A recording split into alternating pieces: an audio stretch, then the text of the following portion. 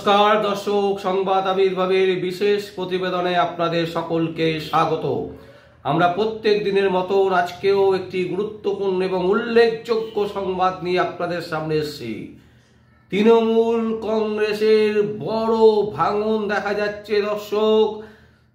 আজ আর গতকাল মিলে যা যা ঘটনা ঘটেছে তাতে তৃণমূল কংগ্রেসের ভাঙন অনিবার্য এবং একটা বড় ভাঙন, বড় ফাটল দেখা যাচ্ছে তৃণমূল কংগ্রেসের। আপনারা জানেন 3.5 বছরে জেল খাটা আসামি কুণাল ঘোষ তার এক্স হ্যান্ডেলে রীতিমতো তৃণমূল কংগ্রেসের যে নাম সেই নাম তিনি তুলে দিয়েছেন এবং তিনি বলছেন যে তৃণমূল কংগ্রেসের নামের সাথে আমার নাম আর জড়িয়ে থাকবে না। শুধু তাই নয়, সেখানেই তিনি ক্ষান্ত হননি। তিনি বলছেন যে উত্তর কলকাতার সুদীপ ব্যানার্জি তিনি শাহজাহানের থেকেও একটা বড় শাহজাহান। দর্শক ভাবুন, এইভাবে সুদীপ ব্যানার্জিকে রীতিমতো তুলোধনা করেছেন কুণাল ঘোষ। অনেক সংবাদ মাধ্যম বলছেন যে অভিমানে, তিনি বলছেন না, কোনো অভিমান নয়। কারণ এই মুহূর্তে তৃণমূল কংগ্রেসের যে পরিস্থিতি, সেই পরিস্থিতিতে তৃণমূল কংগ্রেসের ভাঙন অনিবার্য। কারণ সন্দেশখালি নিয়ে যা ঘটেছে পশ্চিমবঙ্গে, সন্দেশখালি একেবারে তৃণমূল কংগ্রেসের অ্যাকচুয়াল যে চেহারা, সেই চেহারাটা প্রকাশ করে দিয়েছে বাংলার সাধারণ মানুষের কাছে। সাধারণ মানুষের একদম ঘরে ঘরে পৌঁছে গেছে সন্দেশখালি। বিভিন্ন জায়গায় সন্দেশখালির ঘটনা একেবারে সমালোচিত শুধু নয়, রীতিমতো তোড়পাড় হয়ে গেছে বাংলা বুঝে গেছে, বাংলার মানুষ বুঝে গেছে যে মমতা ব্যানার্জি, মাননীয় মুখ্যমন্ত্রী মমতা ব্যানার্জি মিথ্যে ছাড়া তিনি কোনো কথা বলেন না। সমস্ত প্রতিশ্রুতি তার মিথ্যে।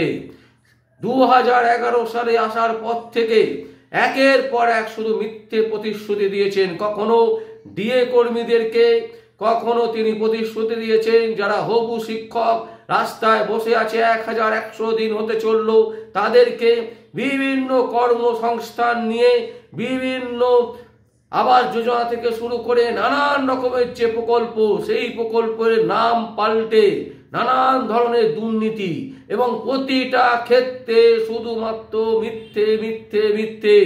আর তারই যে বহিঃপ্রকাশ, একেবারে উলঙ্গ হয়ে যাওয়ার মতন যে অবস্থা, সেটা হচ্ছে সন্দেশখালিতে শাহজাহানকে গ্রেপ্তার করতে পারলো না। 56 দিন হয়ে গেল।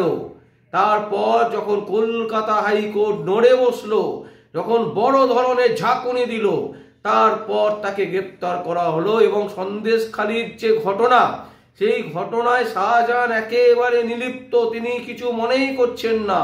তিনি যেটা বলছেন যে মমতা ব্যানার্জির নির্দেশে আমি সমস্ত কর্মকাণ্ড করেছি, যা করেছি সবকিছুই মমতা ব্যানার্জির নির্দেশে, সুতরাং আমাকে বাঁচাবার হলে মমতা ব্যানার্জি বাঁচাবেন। এই যে চিন্তাভাবনা, এই চিন্তাভাবনা থেকেই কিন্তু একটা বড় ফাটল তৈরি হচ্ছে তৃণমূল কংগ্রেসের মধ্যে। তৃণমূল কংগ্রেসের পোস্টার পড়ছে সন্দেশখালিতে দর্শক। তৃণমূল কংগ্রেসের পোস্টার সন্দেশখালিতে, সেই পোস্টারের দৃশ্য আপনাদের দেখাচ্ছি। দেখুন দর্শক, সেখানে বলা হচ্ছে সৈনিক, তৃণমূল কংগ্রেসের সৈনিকদের ভয় দেখিয়ে তৃণমূলকে নষ্ট করা, ধ্বংস করা যাবে না। আর উল্টো দিকে কুণাল ঘোষ বলছেন, তার এক্স হ্যান্ডেলে একেবারে রীতিমতো তোপ দেখেছেন। তিনি বলছেন যে আমার নামের সাথে তৃণমূল কংগ্রেস আর যুক্ত থাকবে না। আর উত্তরের সুদীপ ব্যানার্জি, সে তো শাহজাহানের থেকেও আরো এক বড় শাহজাহান। এইখান থেকে পরিষ্কার যে দ্বন্দ্ব, একে অপরের বিরুদ্ধে যে তোপ, সেই তোপ কিন্তু চলছে। শাহজাহানকে নিয়ে একদিকে পোস্টার পড়ছে যে শাহজাহান নাকি তৃণমূল কংগ্রেসের একজন সৈনিক, উল্টো দিকে কুণাল ঘোষ বলছেন যে শাহজাহানের থেকেও বড় শাহজাহান সুদীপ ব্যানার্জি এবং আমার নামের সাথে তৃণমূল কংগ্রেসের নাম আর যুক্ত থাকবে না। এমনকি তার এক্স হ্যান্ডেলে তৃণমূল কংগ্রেসের যে মুখপত্র, সেই কথাটা তুলে দিয়েছেন। যদিও মুখপত্রর পদ থেকে তাকে ইস্তফা দিতে হয়েছে, কারণ তৃণমূল কংগ্রেস তাকে সেন্সার করেছে। তৃণমূল কংগ্রেসের মুখপাত্র হিসেবে তিনি আর কাজ করতে পারবেন না, এটা কিন্তু একদম পরিষ্কার। অন্যদিকে যদি আমরা দেখি দর্শক, তাহলে দেখব যে কুণাল ঘোষ সম্প্রতি এবিপি আনন্দের প্রকাশ সিনহার যে তল্লাশি, বাড়িতে গিয়ে একেবারে যেন একটা ক্রিমিনালকে ধরতে যাচ্ছে পুলিশ। রাজ্য পুলিশ যেভাবে এত পুলিশ ফোর্স নিয়ে প্রকাশ সিনহার বাড়িতে গিয়ে রীতিমতো তছনছ করলো, সেই নিয়েও কিন্তু কুণাল ঘোষ তোপ দেখেছেন। কুণাল ঘোষ বলছেন যে প্রথমে যখন আমাকে গ্রেপ্তার করা হয়েছিল ঠিক এই রকমই করা হয়েছিল, এবং কিছু কিছু ক্ষেত্রে দেখা যাচ্ছে পুলিশ সাংঘাতিকভাবে সক্রিয়তা থাকা ভালো, কিন্তু বিশেষ বিশেষ ক্ষেত্রে দেখা উচিত যে কার কাছে আমি যাচ্ছি।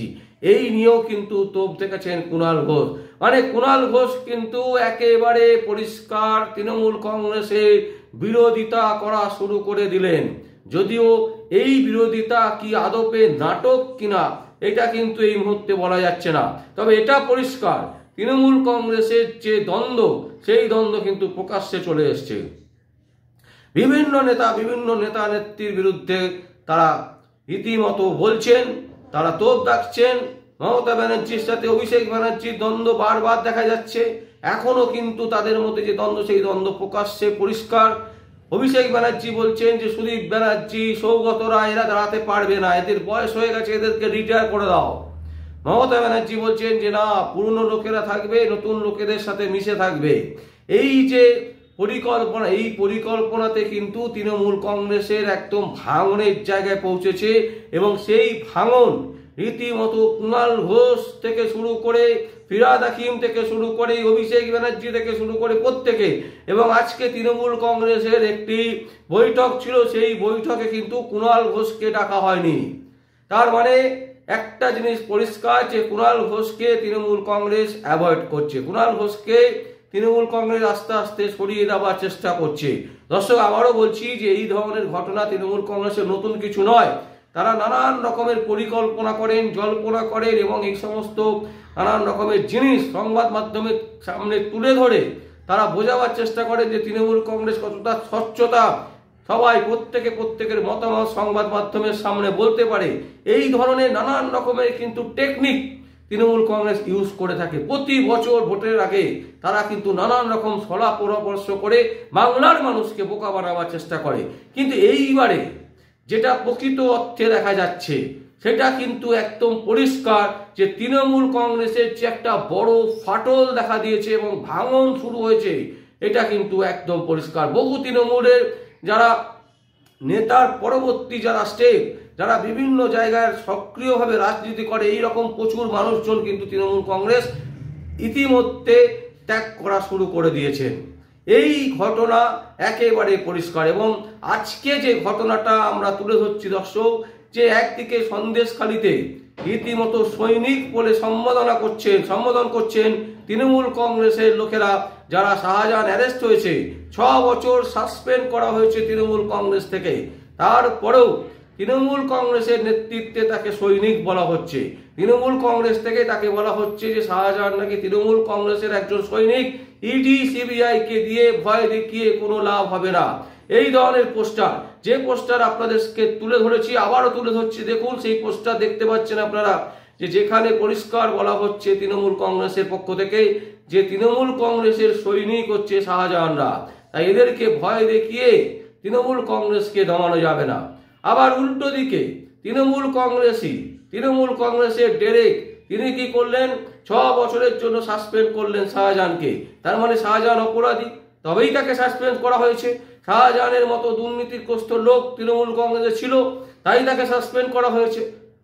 একই তৃণমূল কংগ্রেসের একই রূপে অনেকগুলো রূপ কিন্তু আমরা দেখতে পাচ্ছি। এবং কুণাল ঘোষের যে বক্তব্য, তাতে একেবারে পরিষ্কার তৃণমূল কংগ্রেসের ভাঙন নিশ্চিত। এবং সুদীপ ব্যানার্জির সাথে কুণাল ঘোষের একেবারে যেভাবে দ্বন্দ্ব শুরু হয়েছে, তাতে করে কোনো ভুল নেই।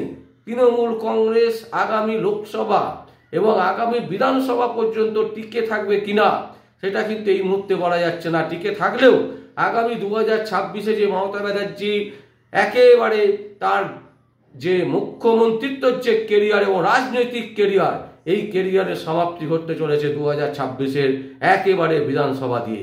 দর্শক, আপনাদের সামনে এই সংবাদ আজকে তুলে ধরলাম।